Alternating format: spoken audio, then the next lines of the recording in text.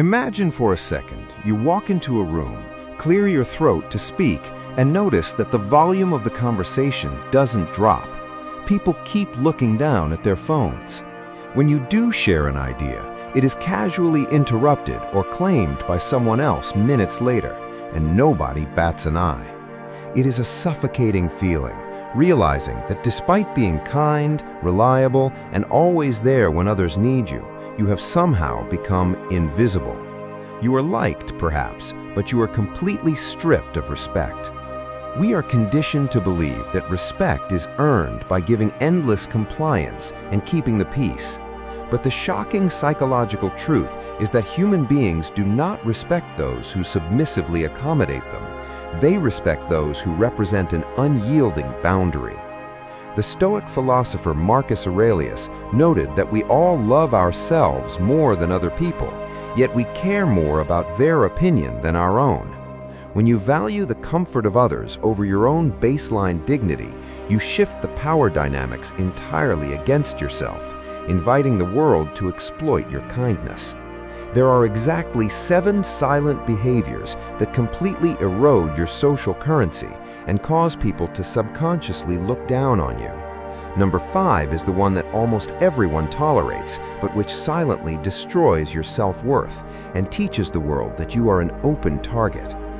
1. The habit of constant, unearned over-apologizing. You say sorry when someone else bumps into you. You apologize before asking a completely valid question, and you say sorry just for taking up physical space. This behavior happens because of an underlying anxiety rooted in a desperate need for social safety. Your ego is attempting to preemptively take the blame, to diffuse any potential conflict before it even begins. In the brutal architecture of human psychology, however, an unearned apology is immediately interpreted as a declaration of submission. You are signaling that you occupy a lower position in the social hierarchy. Friedrich Nietzsche wrote extensively about this as a symptom of slave morality, a state where individuals mistake their fear of conflict for a virtue like humility. The practical lesson is sharp and immediate. Stop apologizing for your existence. Replace "I'm sorry to bother you" with "Thank you for your time." Words are currency. Stop discounting your own value. But it gets worse, especially when you try to use humor to cope with your insecurities. 2. Using self-deprecating humor as a psychological shield. You make yourself the punchline of every joke, laughing at your own expense before anyone else can do it. You introduce this behavior as an ego defense mechanism, falsely believing that if you humiliate yourself first, nobody else can hurt you. But human nature operates on a continuous loop of social comparison and reinforcement. When you constantly broadcast your own flaws, people take your word for it. You are handing them a weapon and explicitly showing them where to strike. The Stoics taught that the way you treat yourself sets the precise blueprint for how the world treats you. If you treat your own character like a rag, others will use it to wipe their feet. The practical lesson is to banish self-deprecation from your vocabulary entirely. If you cannot speak of yourself with quiet dignity, choose absolute silence over self-sabotage. Most people never realize this next behavior is draining their power until they're already completely exhausted. 3. Maintaining infinite, frictionless availability for everyone else. You drop whatever you're doing the exact second someone texts, completely disrupting your own life to fulfill their low-priority demands. This happens because of a deep-seated fear of rejection. You subconsciously believe that if you're not immediately useful, you'll be abandoned. But human nature naturally devalues abundance and craves scarcity. What is infinitely available becomes inherently cheap. When you show people that your time has no cost, they conclude that your life has no direction. Marcus Aurelius constantly reminded himself to master the art of eliminating the non-essential so he could preserve his energy for what truly mattered. The lesson here is non-negotiable. Introduce friction into your access.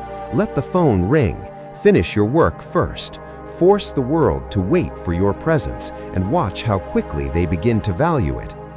The next behavior is even more dangerous because it subtly strips away your independence. 4. Constantly seeking permission or consensus before making a move. You cannot buy a jacket, make a career shift, or choose a path without polling 5 different people to see if they approve. This behavior stems from an externalized locus of control, meaning you are outsourcing your judgment because your ego is terrified of carrying the emotional weight of a mistake alone. In terms of power dynamics, when you constantly ask others what you should do, you are implicitly telling them that their intellect is superior to yours. You are volunteering to be governed. Nietzsche urged the individual to become the author of his own values, rather than looking to the herd for validation. The practical lesson is to practice internal execution. Make small decisions completely in isolation, live with the consequences, and build the psychological muscle of self-trust. Here's where things become surprising, and where we must confront the exact trap that destroys almost everyone. 5. Swallowing your boundaries to maintain a false sense of peace. This is the behavior that silently breaks your soul. Someone makes a disrespectful comment, crosses an agreed line, or treats your time with contempt, and you simply swallow the anger, smile, and act like everything is perfectly fine. You do this because you mistake cowardice for emotional intelligence. You tell yourself you are taking the high road, but the psychological truth is that you are simply terrified of confrontation. Human nature is inherently predatory when it comes to boundaries. People will continuously push until they hit a hard wall. If they never hit a wall, they will conquer your entire territory. By staying quiet, you are giving them your tacit permission to disrespect you again. Stoicism is not about being a passive doormat. It is about controlled, unyielding justice. The lesson you must internalize today is that peace bought at the expense of your own dignity is not peace. It is slow-motion emotional suicide. Speak up the very first time a line is crossed, calmly and clearly, or prepare to be stepped on forever. But the erosion doesn't stop at boundaries. It creeps into how you handle your inner circle. 6. Oversharing your vulnerabilities to unvetted people. You meet someone new or sit with casual acquaintances and immediately pour out your deepest traumas, financial struggles, and past failures. This behavior happens because you are desperate for an accelerated, unearned sense of intimacy and connection. However, emotional intelligence dictates that trust must be built incrementally. When you expose your rawest vulnerabilities too early, you shift the power dynamic completely against yourself. You hand over the blueprint of your psychological weaknesses to people who have not proven their loyalty. Nietzsche warned that those who reveal themselves completely are soon despised because human nature naturally loses respect for mysteries that are easily solved. The practical lesson is to practice emotional containment. Treat your personal history like an exclusive fortress, not an open public park. Let people earn the right to see your scars. The final behavior is the ultimate betrayal of the self, and it permanently seals your fate in any social dynamic. Forgiving repeated disrespect without enforcing any real consequences.